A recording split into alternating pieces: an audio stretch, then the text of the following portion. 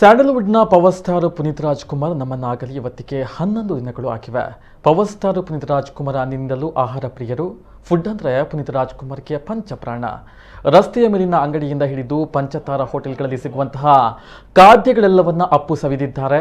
ಎಂದು ಕೂಡ ರಾಜಕುಮಾರನಿಗೆ ತರಹೇವಾರಿ ಖಾದ್ಯಗಳನ್ನು ವಿವಿಧ ತಿಂಡಿ ತಿನಿಸುಗಳನ್ನು ಇಡಲಾಗಿತ್ತು. ಅದರಲ್ಲೂ ನಾನ್ ವೆಜ್ ಅಂದರೆ ಪುನೀತ್ ಅವರಿಗೆ ಸಿಕ್ಕಾಪಟ್ಟೆ ಇಷ್ಟ. ಹೀಗಾಗಿ biryani, variety chicken item, mutton sambar, idli, dosa ಸೇರಿದಂತೆ ಅನೇಕ ರುಚಿಕರ ಭಕ್ಷ್ಯಗಳನ್ನು ಇಡಲಾಗಿತ್ತು.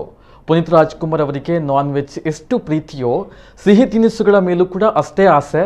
ಅವರಿಗೆ ಇಷ್ಟವಾದಂತಹ ಸಿಹಿ ತಿನಿಸುಗಳಾದ ಮೈಸೂರು ಪಾಕ್, ಲಾಡು, ದೂದ್ ಪೇಡ, ಕಾಜು ಬರ್ಫಿ, ಜಾಮೂನು, ಹೋಳಿಗೆ, ಬೇಸನ್ ಲಾಡು, ಕರ್ಜಿಕಾಯಿ, ಪಾಯಸ ಸೇರಿದಂತೆ ಸಾಕಷ್ಟು ಸಿಹಿ ಪದಾರ್ಥಗಳನ್ನು ಇಟ್ಟು ನೈವೇದ್ಯವನ್ನು ಮಾಡಲಾಯಿತು.